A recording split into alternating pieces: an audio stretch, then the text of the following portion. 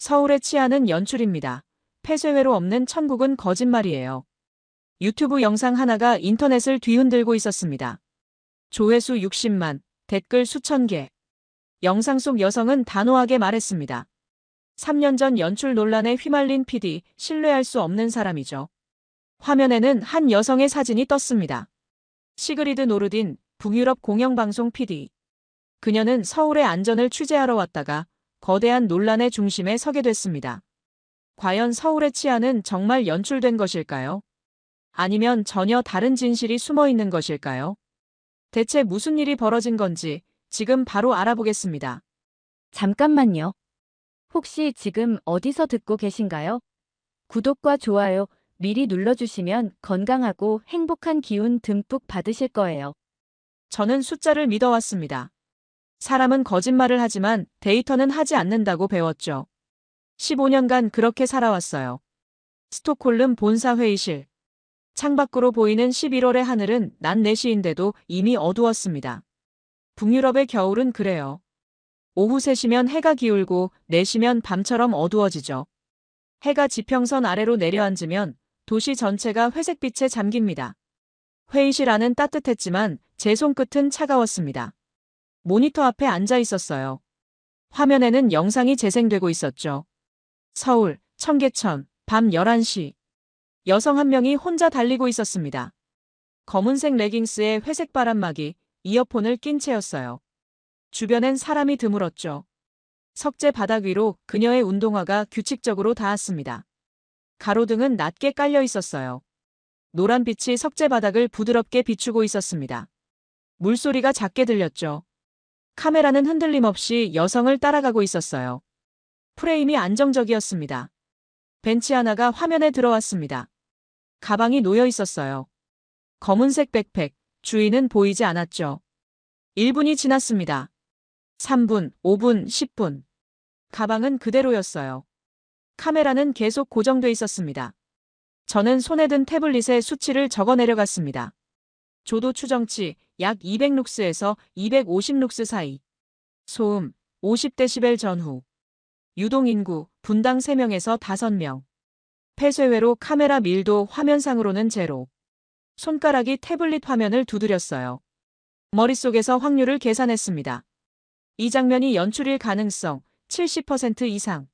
아니, 80%일지도 몰라요.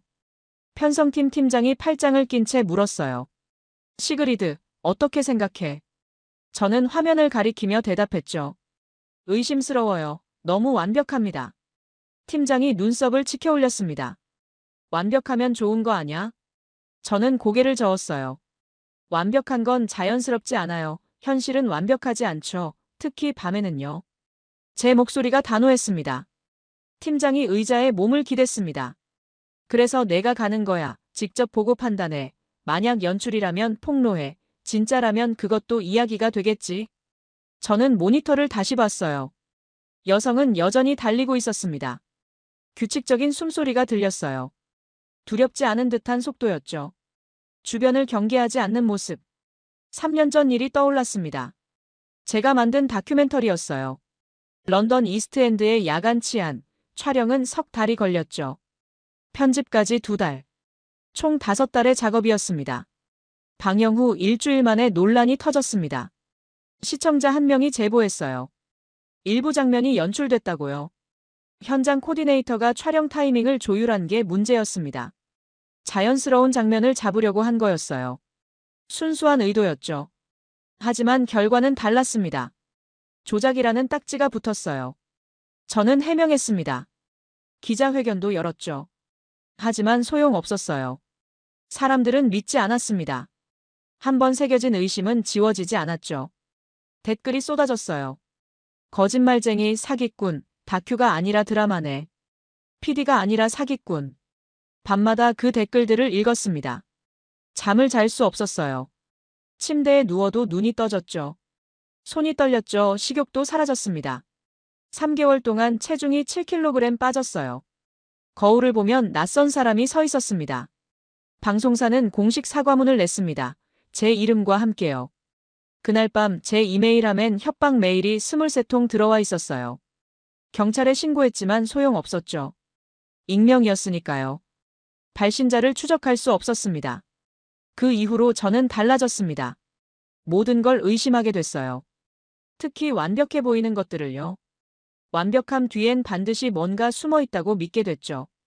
연출이든 조작이든 거짓이든. 팀장이 말했습니다. 시그리드, 이건 기회야. 내 경력을 되찾을 수 있어. 이번엔 내가 폭로하는 거지. 연출된 안전을, 가짜 평화를. 저는 고개를 끄덕였어요. 목소리는 내지 않았죠. 그저 모니터를 바라봤습니다. 그날 밤 집으로 돌아가 짐을 쌌습니다. 소음 측정 앱이 깔린 스마트폰, 분 단위로 데시벨을 기록할 수 있었어요. 타임스탬프 전용 수첩, 일어난 일을 초 단위로 적을 수 있는 거였죠. 교체용 f1.4 달렌즈 2개, 야간 촬영용이었습니다. 북유럽 치안 데이터 파일도 인쇄했어요. 스톡홀름, 오슬로, 코펜하겐의 범죄율 통계. 노트북을 열어 서울 지도를 다운받았습니다. 청계천 주변을 확대했죠. 경찰서 위치를 표시했어요. 응급실까지의 거리를 측정했습니다.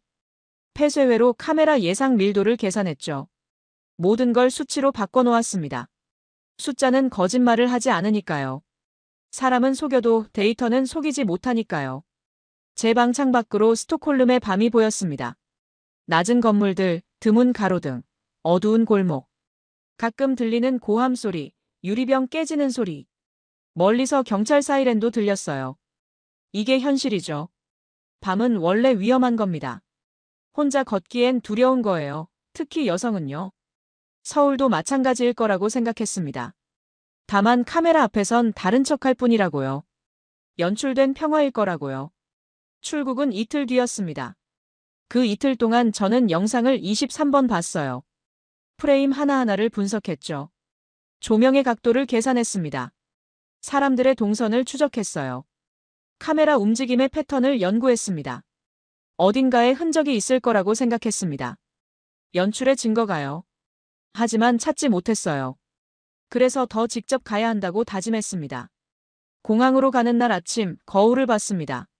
38세, 북유럽 공영방송 PD, 치안 다큐 전문. 그리고 한 번 실수했다고 낙인 찍힌 사람.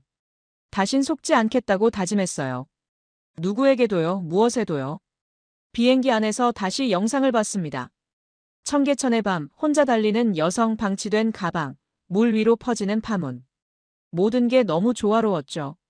조화로워서 더 의심스러웠습니다. 인천공항 도착까지 12시간. 저는 노트북을 열어 계획을 정리했어요. 첫째, 폐쇄회로 밀도 실측. 둘째, 야간 유동 인구 카운트. 셋째, 사각지대 촬영. 넷째, 범죄 통계 교차 검증. 다섯째, 연출 흔적 포착. 완벽한 계획이라고 생각했습니다. 하지만 제가 진짜 준비한 건 따로 있었어요. 의심, 깊고 단단하고 날카로운 의심. 그게 저를 지켜줄 거라고 믿었습니다. 3년 전처럼 당하지 않게요. 다시는요. 비행기가 고도를 낮췄습니다. 착륙 준비 안내가 나왔어요. 창밖으로 서울의 불빛이 보였습니다. 많았어요. 빼곡했죠. 마치 별처럼 깔려 있었습니다. 불빛의 밀도가 스톡홀름과는 비교할 수 없이 높았어요. 하지만 저는 이미 알고 있었어요. 저 불빛 뒤에 어둠이 숨어 있을 거라고요. 제가 찾아낼 어둠, 제가 폭로할 거짓. 손에 든 수첩을 폈습니다. 첫 페이지에 적었죠. 숫자는 거짓말을 하지 않는다. 사람은 속여도 데이터는 속이지 못한다. 내일부터 나는 진실을 찾는다. 인천공항은 조용했습니다. 아니, 조용하다는 표현이 정확하지 않을 수도 있어요. 사람은 많았으니까요. 수백 명이 움직이고 있었죠. 캐리어 바퀴 굴러가는 소리, 발걸음 소리, 안내방송. 하지만 시끄럽지 않았습니다. 제 소음 측정 앱을 켰어요. 62데시벨. 스톡홀름 중앙역보다 낮았습니다. 놀라웠어요. 입국 심사줄이 길었어요. 하지만 빠르게 흘렀죠. 사람들은 조용히 기다렸습니다. 새치기 하는 이가 없었어요. 짐을 정리하는 사람도 스마트폰을 보는 사람도 모두 질서정연했습니다. 제 차례가 왔습니다. 직원이 제 여권을 받았어요.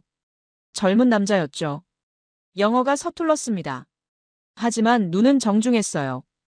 방문 목적을 물었습니다. 저는 대답했죠. 다큐멘터리 촬영이요.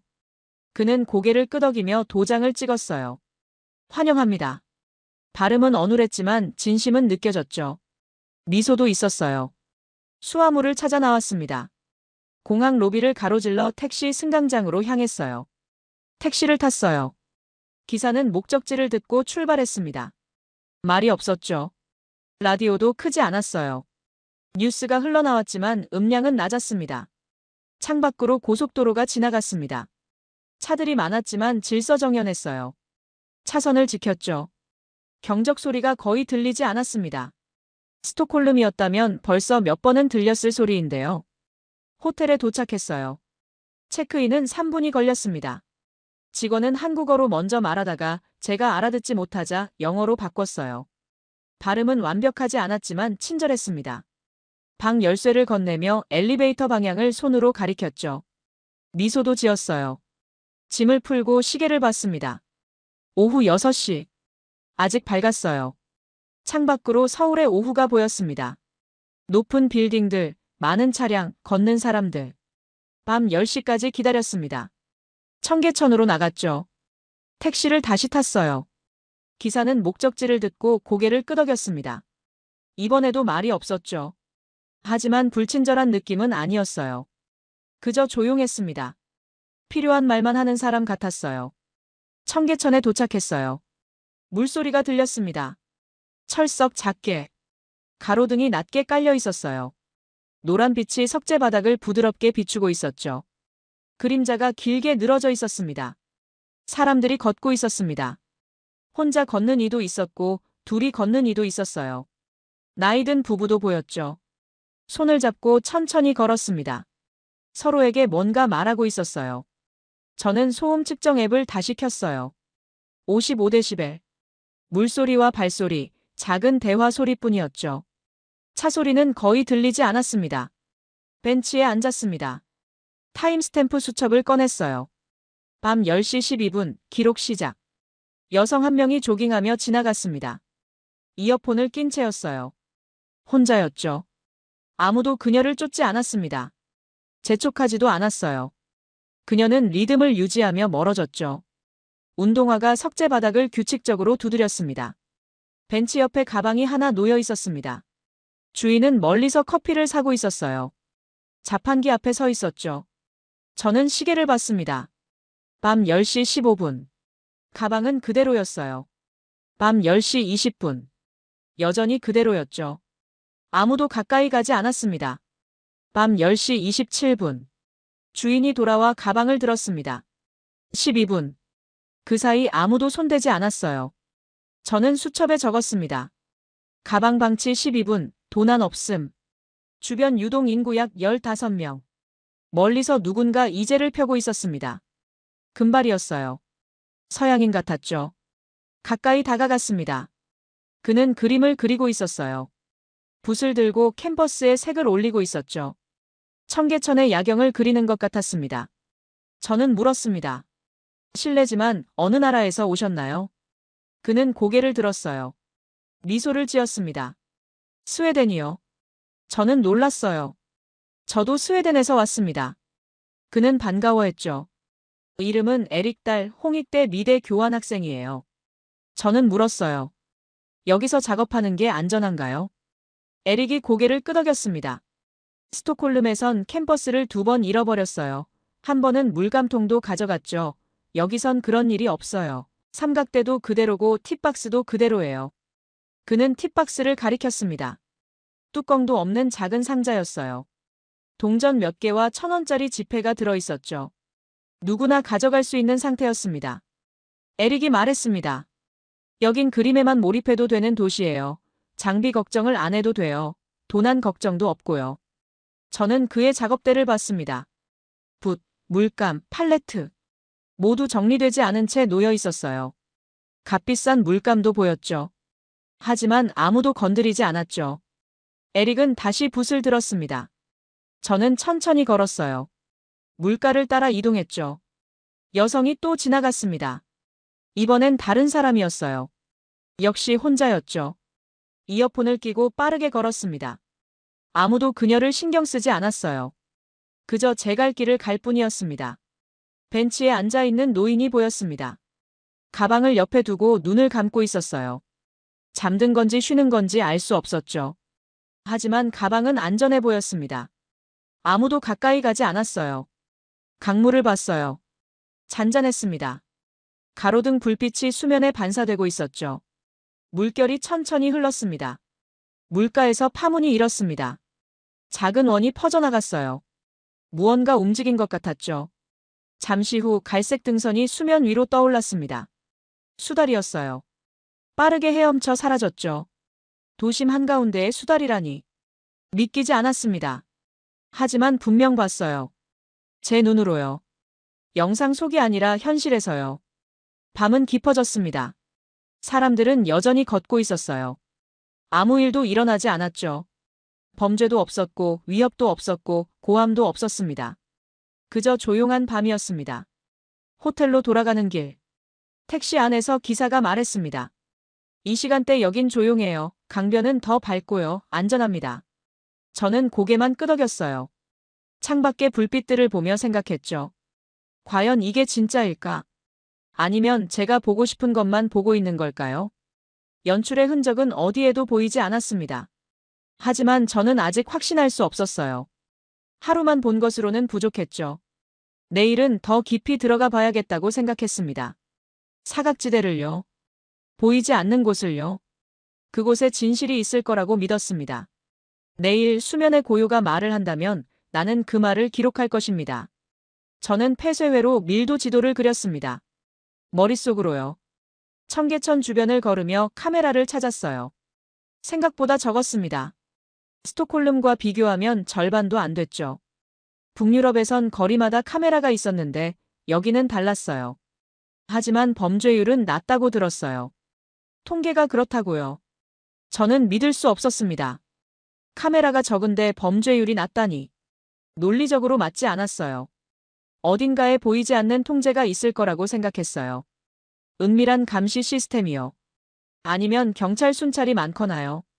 서지원을 만난 건 그날 오전이었습니다. 이하늘이 소개해줬어요. 도시생태학자예요. 청계천 모니터링 팀을 이끌고 계세요. 서지원은 차분했어요. 말이 많지 않았죠. 30대 중반으로 보였습니다. 필드노트를 펴보였습니다. 페이지마다 빼곡한 기록이 있었어요. 오전 8시 30분, 백로가 나타나요. 매일 같은 시간이에요. 저는 물었습니다. 새가 시간을 지킨다고요. 서지원이 고개를 끄덕였어요. 10년째예요. 물 흐름과 먹이 분포가 일정해요. 생태계가 안정적이라는 증거죠. 그녀는 그래프 하나를 보여줬습니다. 10년간의 백로 출현 시간 기록. 거의 일직선이었어요. 저는 속으로 코웃음 쳤습니다. 연출이 아니라면 어떻게 그럴 수 있을까요? 새가 시계를 보나요? 하지만 말하지 않았어요. 다음 날 아침 8시 20분. 저는 청계천 물가에 서 있었습니다. 루나도 함께였어요. 루나 할보르센. 노르웨이 출신 카메라 감독. BBC 자연 다큐 출신이라고 들었죠. 이번 프로젝트가 저와 첫 협업이었어요. 긴 금발에 키가 컸습니다. 루나가 삼각대를 세웠습니다. 롱렌즈를 장착했죠. 600mm 렌즈였어요. 서지원은 조금 떨어진 곳에서 필드노트를 펼쳤어요. 말없이 물을 바라봤습니다. 시계를 가끔 확인했죠. 오전 8시 30분. 백로가 나타났어요. 정확히요. 긴 목을 세우고 물가에 섰습니다. 흰깃이 아침 햇살에 반짝였죠. 물가를 따라 천천히 걸었습니다. 루나의 셔터 소리가 작게 들렸어요. 계속 연속으로 눌렀습니다. 서지원은 노트에 체크 표시만 했습니다. 말은 하지 않았죠. 저는 타임스탬프를 기록했어요. 오전 8시 30분 정각. 오차 없음. 우연일 수도 있다고 생각했습니다. 하지만 마음 한편이 흔들렸어요. 너무 정확했으니까요. 서지원이 말했습니다. 내일도 같은 시간에 오세요. 다시 볼 수 있을 거예요. 저는 고개를 끄덕였죠. 하지만 믿지는 않았어요. 내일도 같을 리 없다고 생각했습니다. 저녁이 됐습니다. 밤 8시에 다시 청계천으로 나갔어요. 루나가 장비를 챙겼습니다. 로우라이트 렌즈였죠. 어둠 속에서도 촬영할 수 있는 거였어요. F1.2 렌즈였습니다. 사람들이 걷고 있었습니다. 많지는 않았지만 꾸준히 지나갔죠. 저녁 산책하는 사람들 같았어요. 루나가 카메라를 들었어요. 한참을 기다렸습니다. 움직이지 않았죠. 숨소리도 낮췄어요. 마치 조각상처럼 고정돼 있었습니다. 그러다 갑자기 속삭였습니다. 지금 숨 멈춰요. 저는 숨을 참았어요. 물결이 바뀌었습니다. 수면에 작은 원이 퍼졌죠. 잔물결이 가로등 불빛을 흔들었어요. 갈색 등선이 물 위로 떠올랐습니다. 수달이었어요. 코를 내밀고 주변을 살폈죠. 작은 눈이 반짝였습니다. 그러고는 다시 물속으로 사라졌습니다. 짧은 순간이었어요. 3초, 아니 5초 정도. 루나는 카메라를 내렸습니다. 표정은 여전히 차분했어요. 만족스러워 보였죠. 저는 물었습니다. 어떻게 알았나요? 루나가 대답했죠. 물이 말해줘요. 수면의 변화, 물결의 각도, 자연은 거짓말을 하지 않아요. 저는 이해할 수 없었어요. 하지만 그 순간이 진짜였다는 건 알았습니다. 연출할 수 없는 장면이었죠. 수달이 카메라를 의식하지 않았으니까요. 호텔로 돌아왔어요. 노트북을 열었습니다. 지난 이틀간의 기록을 정리했죠. 소음 측정값, 타임스탬프, 목격 사항들. 모든 게 일관됐어요. 제가 찾던 연출의 흔적은 어디에도 없었죠. 대신 쌓여가는 건 의문이었어요. 어떻게 이럴 수 있을까? 폐쇄회로가 적은데 범죄율이 낮고, 새가 시간을 지키고, 수달이 도심 하천에 살고, 사람들이 밤에 혼자 걷고, 가방을 벤치에 두고 가도 사라지지 않고, 제 머릿속 공식이 맞지 않았습니다. 북유럽에서 배운 것들이요. 높은 조명, 많은 감시, 빠른 경찰 대응. 하지만 여기는 달랐어요.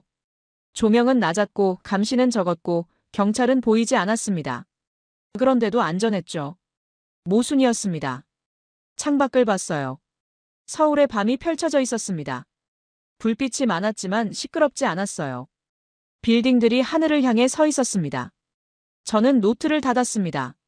내일은 더 깊이 들어가 봐야겠다고 생각했어요. 사각지대를요. 보이지 않는 곳을요. 그곳에 답이 있을 거라고 믿었습니다.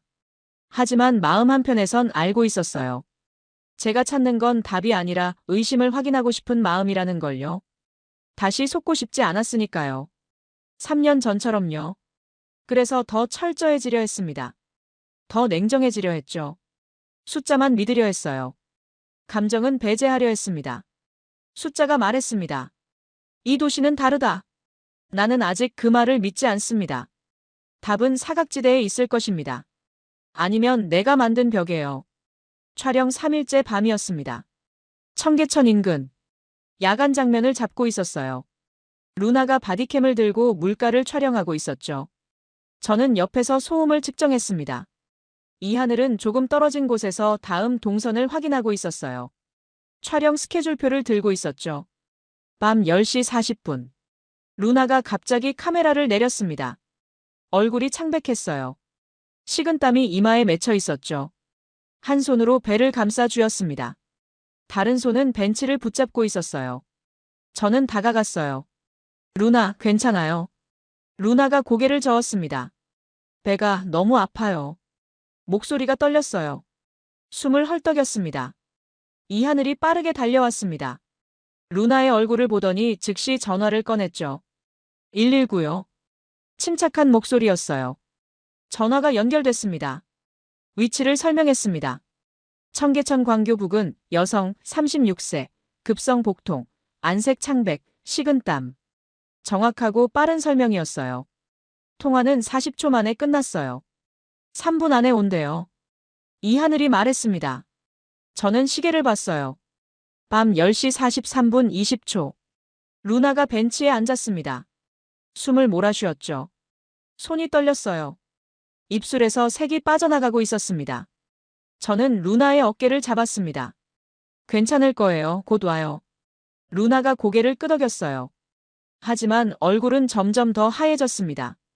고통스러워 보였죠. 2분 52초 후. 사이렌 소리가 들렸어요.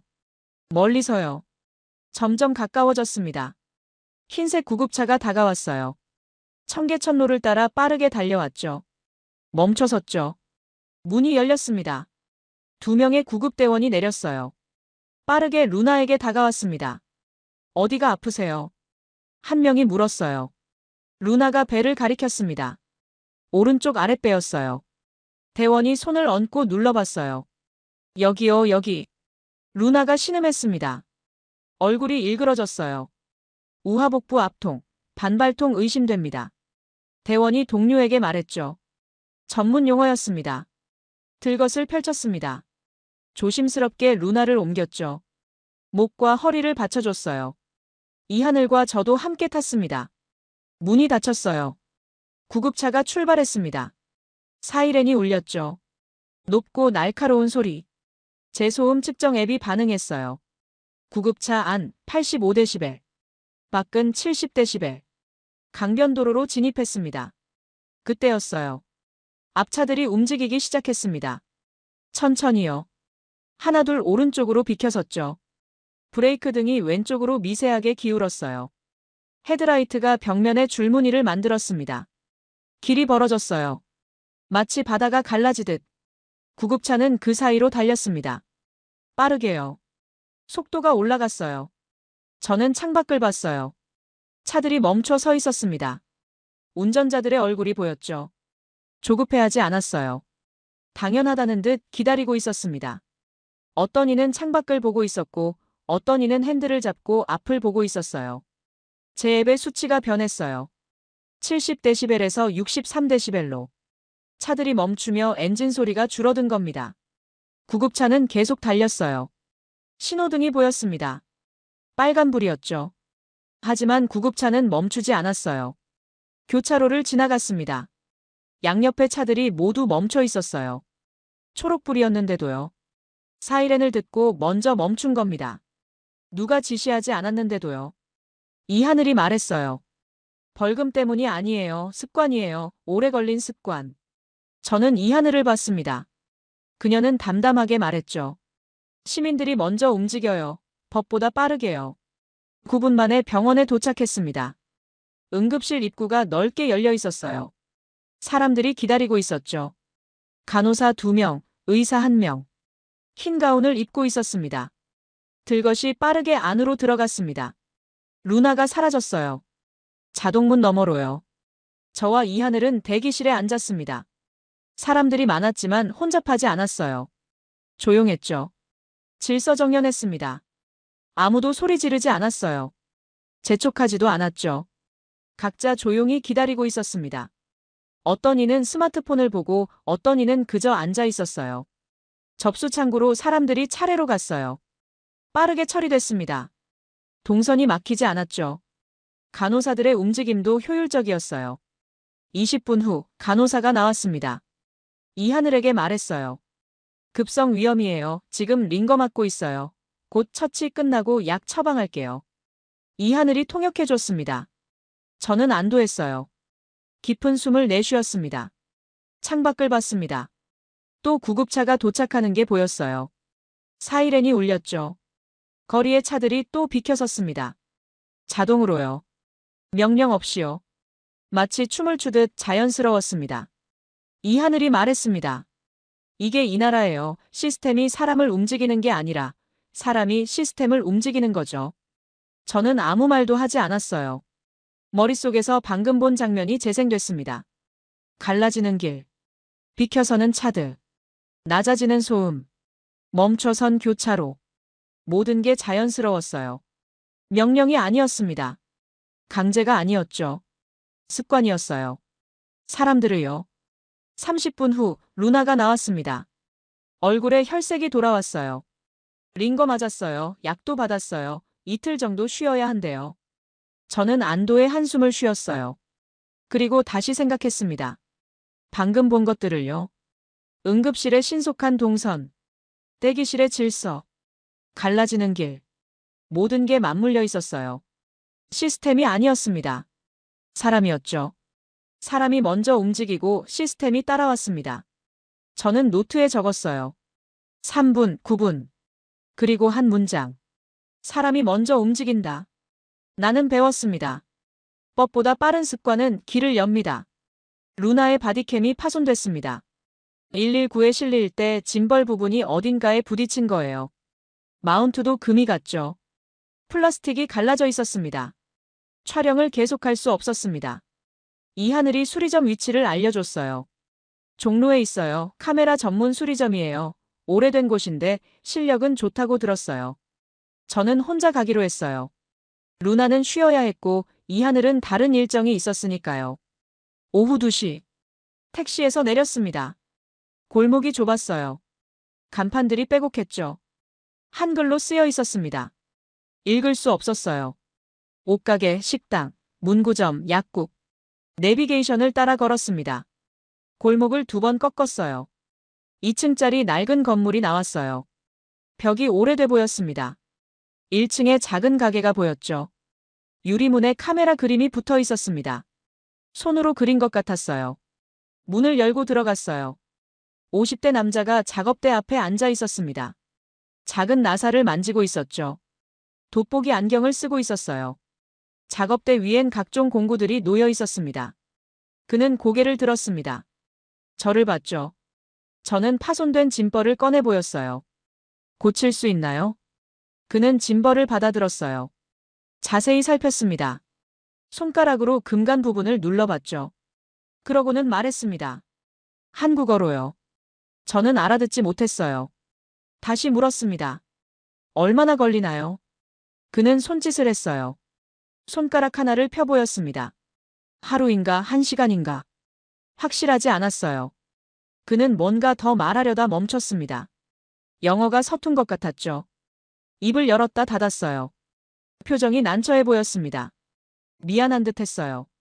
저는 답답했어요. 공항에선 영어가 통했습니다. 병원에서도요. 하지만 여기선 막혔죠. 완벽하다고 생각했던 도시였습니다. 하지만 여기엔 벽이 있었어요. 언어라는요. 그는 다시 짐벌을 살폈습니다. 천천히 분해하기 시작했어요. 작은 나사를 풀었죠. 드라이버를 정확하게 사용했습니다. 내부를 확인했습니다. 고개를 끄덕였어요. 그러고는 손짓으로 내일 오라는 듯한 제스처를 했습니다. 저는 물었어요. 내일 몇 시예요? 그는 시계를 가리켰습니다. 지금과 같은 시간인 것 같았어요. 확실하지 않았죠. 저는 고개를 끄덕이고 나왔습니다. 밖으로 나오니 답답함이 밀려왔어요. 시스템이 완벽해도 사람은 벽이 있네. 그렇게 생각했습니다. 골목을 걸어 나왔어요. 호텔로 돌아왔어요. 노트북을 열었습니다. 이메일이 와 있었어요. 본사에서요. 진행 상황을 묻는 내용이었죠. 촬영 일정, 소재 확보 여부, 예상 편집 분량. 그리고 또 하나. 모르는 발신자였습니다. 제목이 눈에 들어왔어요. 서울 치안허상 폭로. 동영상 링크가 걸려 있었죠. 클릭했습니다. 유튜브 영상이 열렸어요. 썸네일에는 빨간 원형 마커가 있었습니다. 가짜라는 대문자와 함께요. 영상이 재생됐습니다. 목소리가 들렸어요. 여성이었죠. 리아오 메이린. 중국계 프랑스인 유튜버라고 자막이 떴습니다. 채널 구독자 120만. 그녀는 말했어요. 서울의 치안은 연출입니다. 폐쇄회로 없는 천국은 거짓말이에요. 목소리가 단정적이었어요. 화면에는 야간 범죄 영상이 흘렀습니다. 흑백 필터가 씌워져 있었어요. 간판의 글자는 흐릿했죠. 하지만 분위기는 불안했습니다. 폭력적인 장면도 있었어요. 누군가 쫓기고 있었습니다. 메이리는 계속 말했습니다. 동아시아의 기준은 정해져 있습니다. 주변부는 중심을 모방할 뿐이에요. 한국도 예외가 아니죠. 목소리가 단정적이었어요. 권위적이었죠. 그녀는 제 이름도 언급했습니다. 시그리드 노르딘, 3년 전 연출 논란에 휘말린 PD, 신뢰할 수 없는 사람이죠. 화면에는 제 사진까지 떴습니다. 당시 기사 캡처였죠. 제 얼굴이 크게 나왔어요. 저는 영상을 멈췄어요. 손이 떨렸습니다. 분노가 아니었어요. 두려움이었죠. 또 시작되는 거라는요. 3년 전처럼요. 심장이 빠르게 뛰었습니다. 댓글창을 봤습니다. 수백 개의 댓글이 달려 있었어요. 대부분 똑같은 문장이었죠. 역시 그렇구나. 조작이었어. 한국은 쇼윈도야. 계정 생성일을 확인했습니다. 대부분 같은 날이었어요. 타임스탬프가 47분에 일제히 찍혀 있었죠. 무엇이었습니다. 명백히요. 하지만 조회수는 올라가고 있었어요. 실시간 10만, 12만, 15만. 숫자가 계속 올라갔습니다. 저는 노트북을 닫았습니다. 창밖을 봤어요. 서울의 오후가 여전히 밝았습니다. 하지만 제 안은 어두웠어요. 반박해야 하나? 해명해야 하나? 아니면 무시해야 하나? 고민했습니다. 3년 전에도 이랬죠. 반박할수록 의심만 커졌어요. 해명할수록 신뢰는 떨어졌습니다. 그러다 결심했어요. 현장을 완성하자고요. 진짜를 보여주자고요. 말이 아니라 장면으로요. 숫자로요. 데이터로요. 그게 유일한 답이라고 생각했습니다. 저는 다시 노트를 펴고 계획을 적었어요. 말이 아니라 장면으로 답합니다. 내일 현장이 끝냅니다. 다음 날 오후 2시. 다시 종로 수리점으로 갔습니다. 혼자였어요. 골목을 지나 가게 앞에 섰죠. 어제와 같은 길이었습니다. 문을 열고 들어갔습니다. 박춘식이 작업대 앞에 서 있었어요. 저를 보자 고개를 숙였습니다. 그리고 스마트폰을 들어 올렸죠. 화면에는 번역 앱이 켜져 있었어요. 한글과 영어가 나란히 떠 있었습니다. 준비해둔 거였어요. 그는 천천히 문장을 가리켰어요. 어제 죄송합니다. 밤새 부품 구했습니다. 40분 수리. 테스트 가능. 저는 화면을 봤습니다. 그리고 그의 얼굴을 봤죠. 미안한 표정이었어요. 진심이 느껴졌습니다. 눈이 그렇게 말하고 있었어요. 저는 말했어요. 괜찮아요. 감사합니다. 그는 안도한 듯 미소 지었습니다. 작업대로 돌아가 짐벌을 꺼냈어요. 이미 분해돼 있었죠. 부품이 옆에 놓여 있었습니다. 새 부품이었어요. 밤새 구한 거였죠. 어디서 구했을까요? 그는 작은 드라이버를 들었습니다. 작업등 아래에서 나사를 조였어요. 손놀림이 정확했습니다. 빠르지 않았지만 확실했죠. 나사 하나하나가 제자리를 찾아갔어요. 작업등 빛이 나사 머리에 반사됐습니다. 작은 금속 광택이 작업대를 따라 번졌죠. 그는 중간중간 멈춰 서서 확인했어요. 돋보기로 들여다봤습니다. 다시 조였죠. 조심스러웠어요. 드라이버 토크가 마지막 8분의 1회전에서 멈췄습니다. 딱 그 지점. 정확했어요. 40분이 지났습니다. 그는 짐벌을 다시 조립했어요. 마운트를 결합했습니다. 천천히 돌려봤죠. 부드럽게 움직였어요. 소리가 나지 않았습니다. 그는 스마트폰을 다시 들었습니다. 번역 앱에 타이핑했어요. 수리 완료. 테스트 하시겠습니까? 저는 고개를 끄덕였습니다. 그는 짐벌을 건넸어요. 저는 받아서 돌려봤습니다. 매끄러웠죠. 떨림이 없었어요. 완벽했습니다. 어제보다 더 좋았어요. 비용을 물었어요. 그는 다시 번역 앱에 적었습니다. 3만 원. 저는 놀랐어요. 스톡홀름이었다면 10배는 나왔을 겁니다. 부품값만 해도 그보다 비쌌을 거예요. 지갑을 꺼냈죠. 돈을 건넸어요. 그는 받으며 고개를 숙였습니다. 감사합니다. 라고 화면에 떴어요. 저도 고개를 숙였습니다. 감사합니다. 정말요. 밖으로 나왔어요. 손에 든 짐벌이 따뜻했습니다. 어젯밤의 답답함이 사라졌죠. 오해가 배려로 돌아왔습니다. 불완전한 영어 대신 완전한 진심을 받았어요. 골목을 걸어 나오며 생각했습니다. 벽이 있어도 진심은 통한다고요. 오후 4시. 강민석을 만났습니다. 종로서 경정이라고 했어요. 20년 경력의 베테랑. 이하늘이 소개해줬죠. 작은 카페에서 만났어요. 강민석은 키가 크고 말이 적었습니다. 목소리는 낮았어요. 제복을 입고 있었습니다. 저는 물었습니다. 이 도시의 치안이 정말 안전한가요? 그는 잠시 침묵했어요. 커피 잔을 들었다 내려놓았습니다. 그러고는 말했습니다. 안전은 숫자가 아닙니다. 사람입니다. 저는 고개를 갸우뚱했죠. 그는 계속 말했어요. 거짓은 소리 지르지만 진심은 남습니다. 짧은 문장이었어요. 하지만 무게가 있었죠. 그는 두 박 쉬고 다시 말했습니다. 이 도시의 안전은 법이 만든 게 아닙니다. 시민이 만든 겁니다. 오래 걸린 습관으로요. 저는 아무 말도 하지 못했어요. 그의 눈을 봤습니다. 확신에 차 있었어요. 강민석은 명함을 건넸습니다.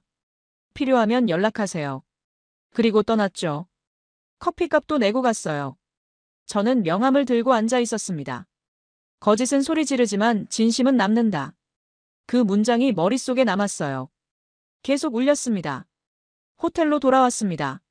노트북을 열었죠. 메일인의 영상을 다시 봤어요. 조회수는 25만을 넘어서고 있었습니다. 댓글은 더 늘었죠. 하지만 저는 더 이상 두렵지 않았어요. 방금 본 것들이 떠올랐습니다. 번역 앱을 켜고 기다린 박춘식. 밤새 구한 부품.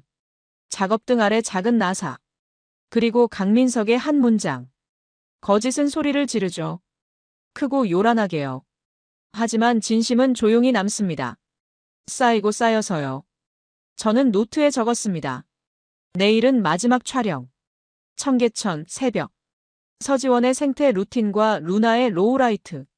그리고 제 의심의 끝. 창밖을 봤어요. 서울의 저녁이 밝았습니다. 불빛이 따뜻했죠.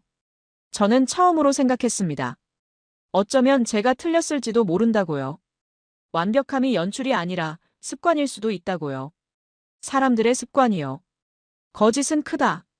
진심은 남는다. 내일 프레임이 증명합니다. 촬영 마지막 날이었습니다. 새벽 8시. 청계천 물가. 루나가 돌아왔어요. 얼굴에 혈색이 돌아왔죠. 회복한 것 같았습니다. 삼각대를 세웠습니다. 롱렌즈를 장착했어요. 600mm 렌즈였죠. 서지원도 와 있었습니다. 필드노트를 펼쳤죠. 저는 타임스탬프 수첩을 꺼냈어요. 오전 8시 25분. 물가는 고요했습니다. 가로등이 아직 꺼지지 않았어요. 새벽빛과 섞였죠. 하늘이 밝아지고 있었습니다. 서지원이 속삭였습니다. 5분 후요. 루나가 카메라 앞에 섰어요. 숨을 낮췄습니다. 움직이지 않았죠. 조각상처럼 고정돼 있었습니다. 오전 8시 30분. 백로가 나타났습니다. 정확히요. 긴 목을 세우고 물가에 섰죠. 흰깃이 새벽빛에 반짝였습니다. 물가를 천천히 걸었어요. 루나의 셔터가 작게 울렸어요. 계속 연속으로요. 그때였습니다. 수면이 흔들렸어요. 작은 원이 퍼졌죠. 갈색 등선이 떠올랐습니다. 수달이었어요.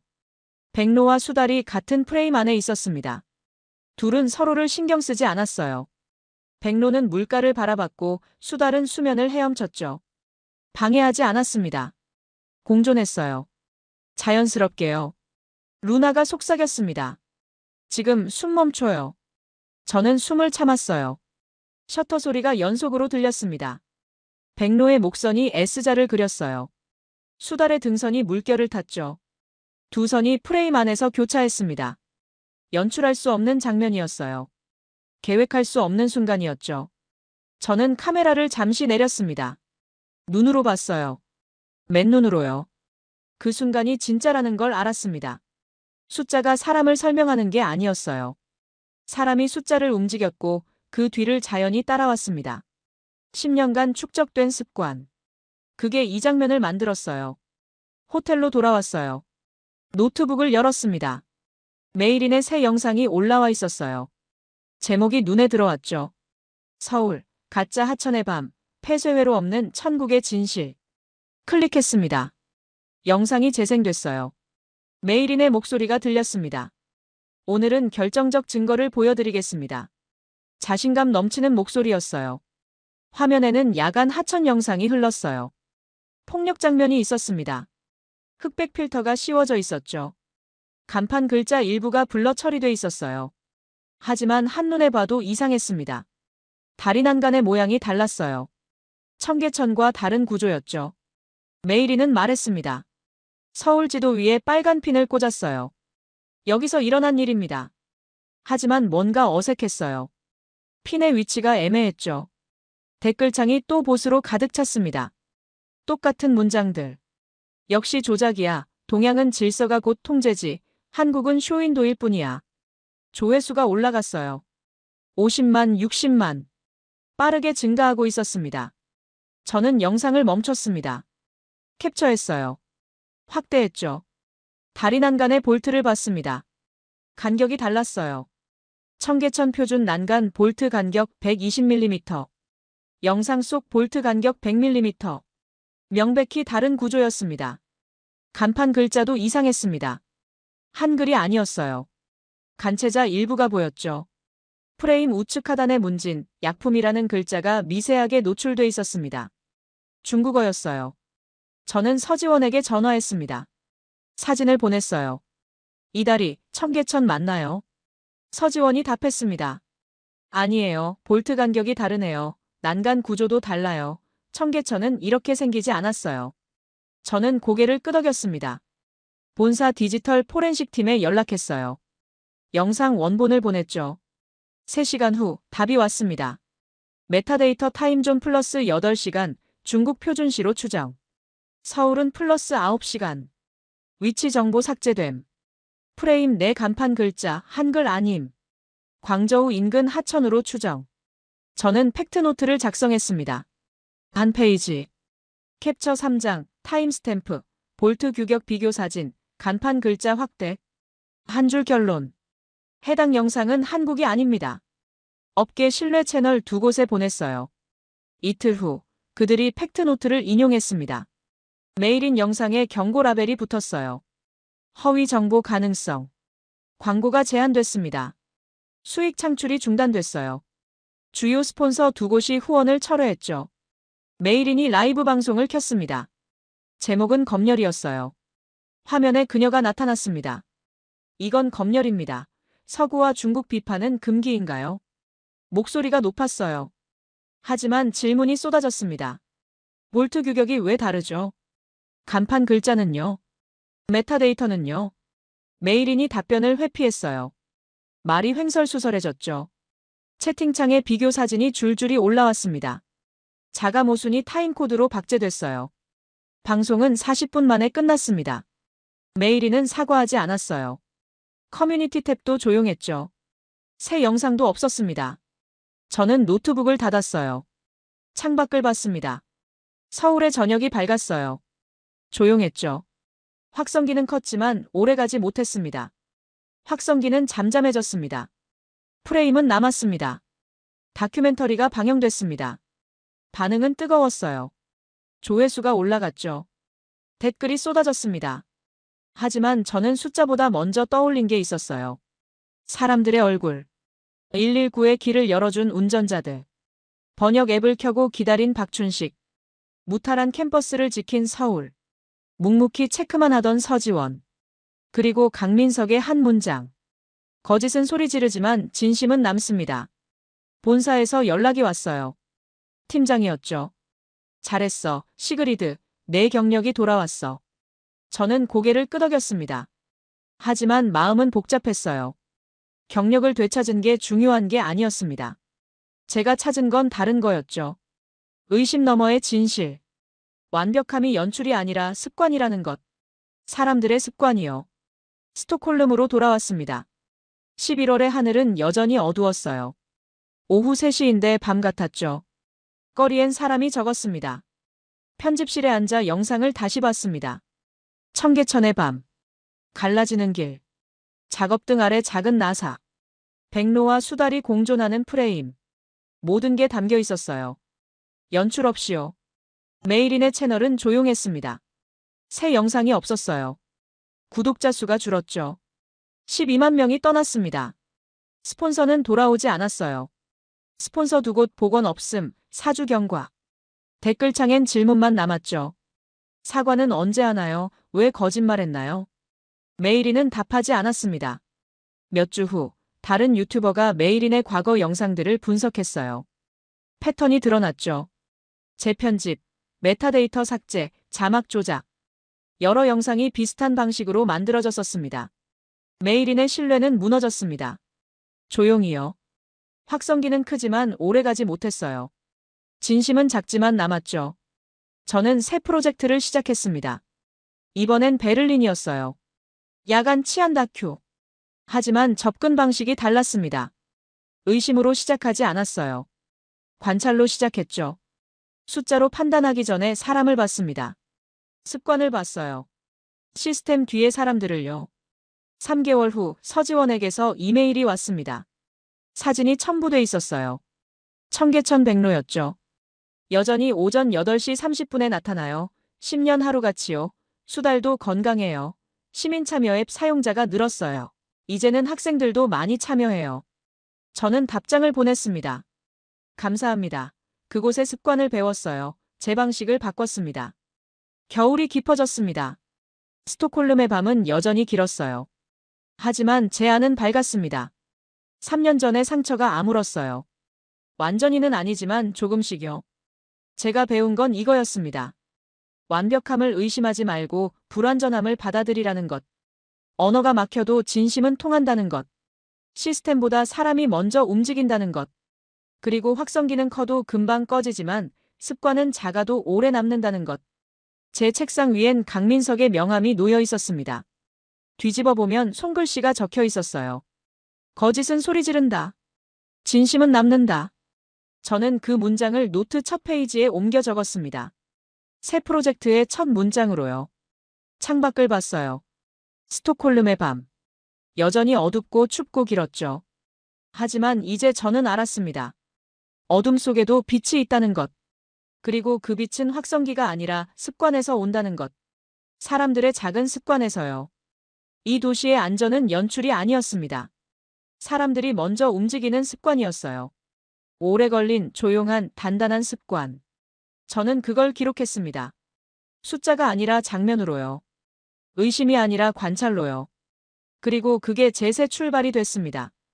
우리는 사건을 찍지 않았습니다. 습관을 기록했습니다. 거짓은 소리 지르고 진심은 남습니다.